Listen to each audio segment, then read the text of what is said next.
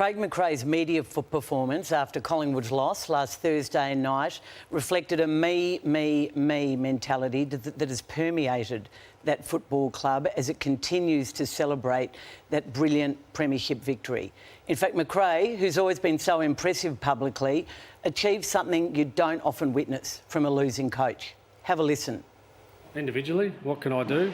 If there's something going wrong in the world, I look at what I've contributed to that first. I look in and I go, all right, how do I fix this? What can I do better? How did I prepare the players? Were they set up to succeed? Did this? I look internally.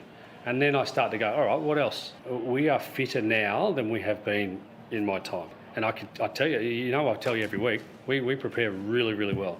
Again, I'll repeat myself here. We've been really good at this part of our game. Right now, it's holding us back. What you see in front of you is a guy that hates losing, absolutely hate losing. And so I sit here like edgy and go, come on, let's get busy. But what you don't see is the joy and the happiness and the love and support for our players and our staff. And I make sure that everyone in our room, just after the game and before the game, felt my love and support.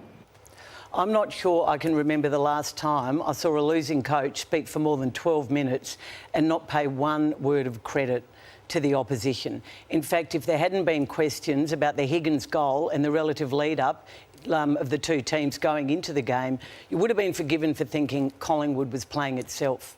Perhaps there's something in that. For the record, St Kilda won the game, Spud's game, and perhaps applied some pressure that led to those Collingwood mistakes. There's self-reflection and there's sportsmanship. I think that's harsh, to be fair. Like, he was asked... Have you ever heard that, though? The questions he was asked, though, were all about their performance. He didn't get asked, tell us about what you thought. I've never seen that. And I spoke to a lot of people because I was shocked by it, and other people agreed. They could not believe. I don't there agree. are ways you can interrupt Craig and say, full credit to St Kilda, they did this. But do you listen to every coach's press media conference, do you, to know whether they do it as well? Well... Because he's as humble as they come, Craig. That is why I think there's a malaise at Collingwood that he's somehow caught wind of. He'd be horrified to hear this, and I'm sure he's a great sport. And as I said, he's always been impressive publicly.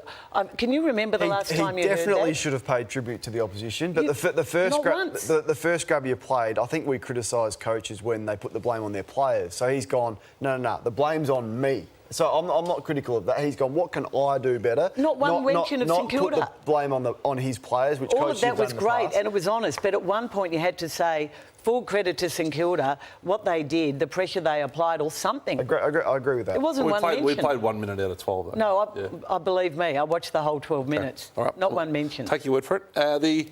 And it's not the first time a Collingwood lead has done that this year. Well, you broke that story again last week on the challenges behind the scenes in light of the vacant head of footy and which were denied by internal Collingwood politics. Last Monday. Craig Kelly endeavoured to do the rounds while denying any relationship problems between Leppich and Bolton.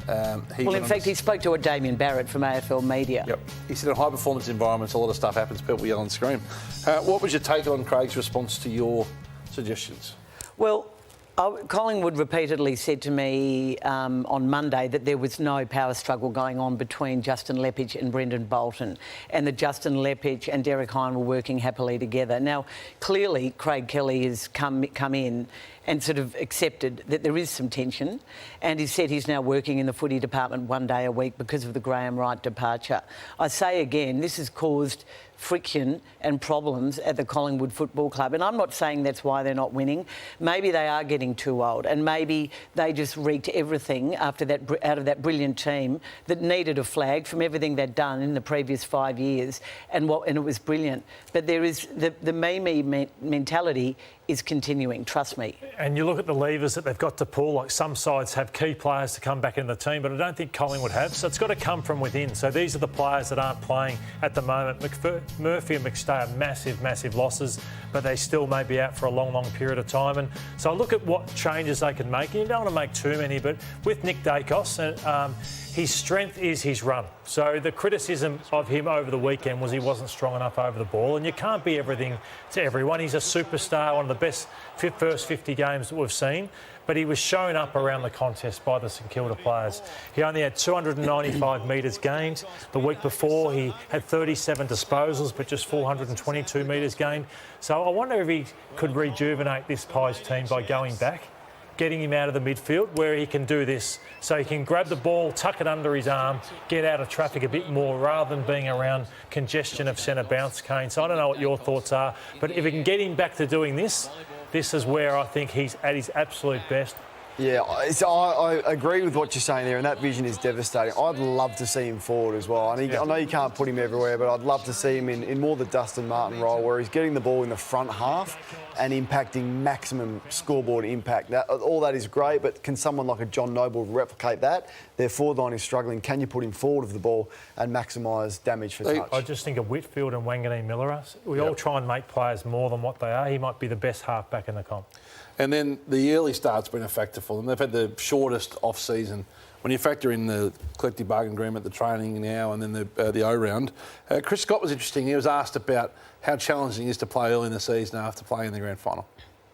It's real. There's no doubt about that. The hard part is trying to quantify the impact. So, I mean, just tangible things like there's a bye before the final series, so rather than having to wait 6 weeks for surgery to happen, we had Cameron and Blitzarves done, you know, at the end of round 22, still with a home and away game to go. So those guys started the pre-season much better than they otherwise would have, and we just know that we're going a bit better now than we were this time last year.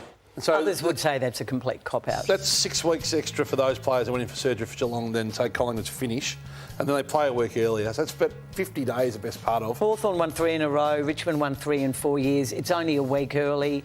I think Brisbane won 3 in a row. I know that was a few years ago. Geelong in their great era. I don't think Collingwood and Brisbane can play roundo, though, if they're playing the grand final. The grand finals can't play roundo. Yeah, Richmond has always started the season before anyone else until this year, and in their great era, it didn't upset them. Didn't upset Geelong when they won 3 and 5 and were top 4 the other 2 years. Well, it's a big game on Thursday night, isn't it? And both teams, by the numbers, are going poorly. Now, this interested me is their inability to defend once the ball goes inside forward 50. So, Collingwood second last. Once the ball goes in, scores conceded per inside 50, and you're seeing there Brisbane 15th. So, who wants it the most? Who's going to defend like their life depends on it, and their season depends on it, because that's what's at stake on Thursday night.